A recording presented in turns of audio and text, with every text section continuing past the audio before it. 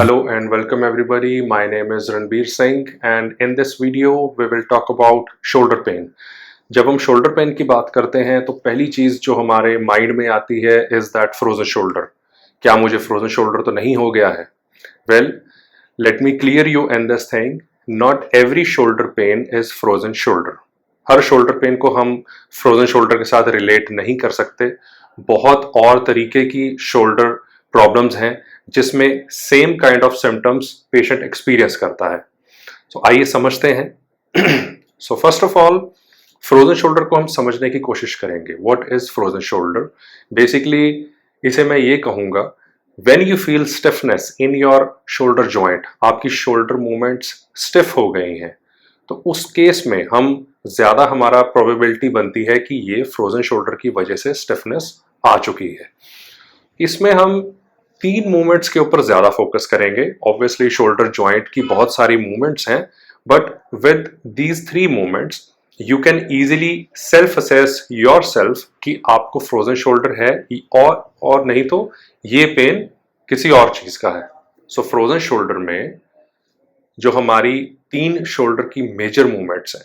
So first movement is when I am taking my arm upwards. आप देखेंगे कि मैं ऊपर लेके जा रहा हूं और मेरी जो शोल्डर जॉइंट है it is very close to ear, which means मेरी range of motion shoulder joint की is complete in forward raise.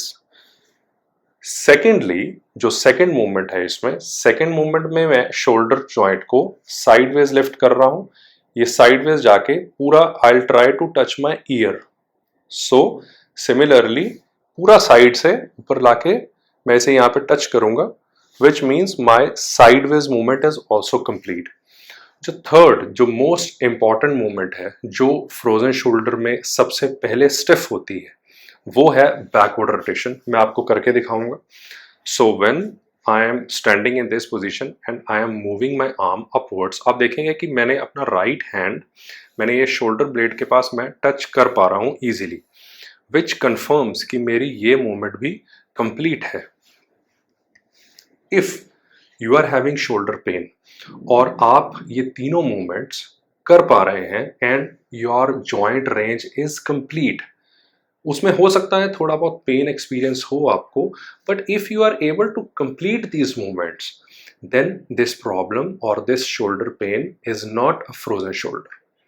अब यहीं पे एक दूसरी टाइप की पेन अराइज होती है जिसे हम बोलते हैं शोल्डर टेंडनाइटिस. शोल्डर टेंडनाइटिस एक मेडिकल टर्म है.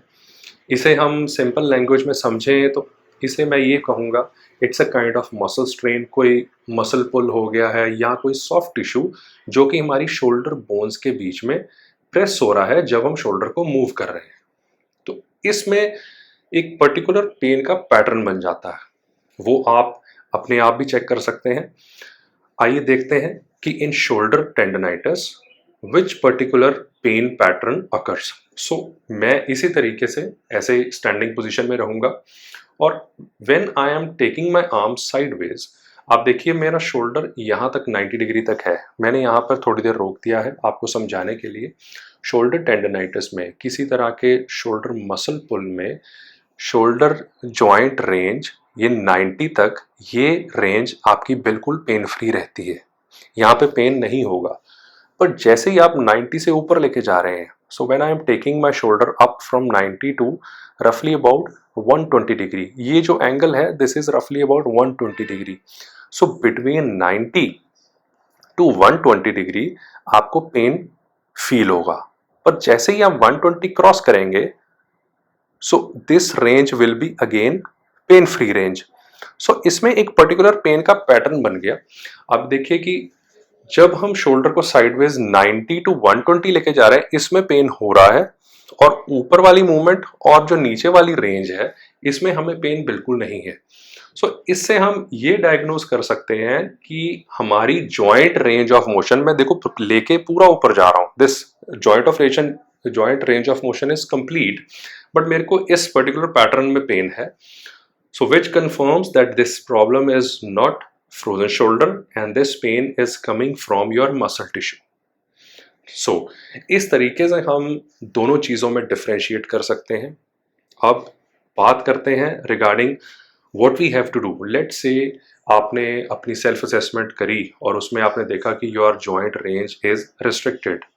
सो उसमें सबसे पहले हम देखेंगे कि आपको जो जॉइंट रेंज आपकी रिस्ट्रिक्टेड है, if that joint range is painful as well as restricted, then definitely you must consult your physiotherapist as well as you have to follow up with your orthopedic, क्योंकि इस case में medications भी चलेंगी और साथ में physiotherapy भी चलेगी। फिजियोथेरेपी में इसमें मोबिलाइजेशन ऑफ जॉइंट्स हैं, there are some stretching exercises जो आपको फिजियोथेरेपिस्ट की गाइडेंस के अंदर ही करनी पड़ेगी।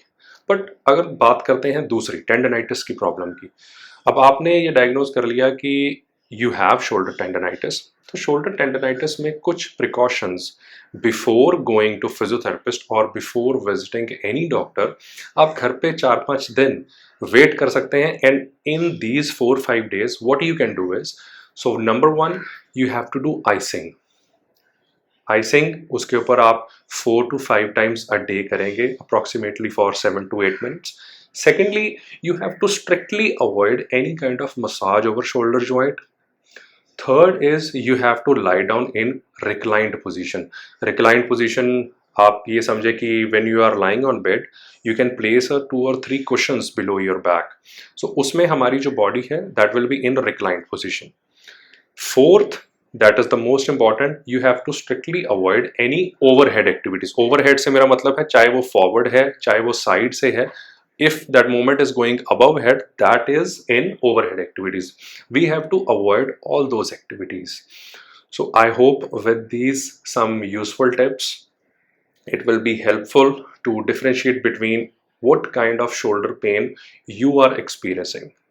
So उसके अकॉर्डिंग ही उसका ट्रीटमेंट प्लान आप अपने आप भी कर सकते हैं। एंड प्लीज़ इस वीडियो को लाइक एंड शेयर करें if you like. Till then take care and definitely we will plan some exercise video also on these 2 types of shoulder pain. Goodbye.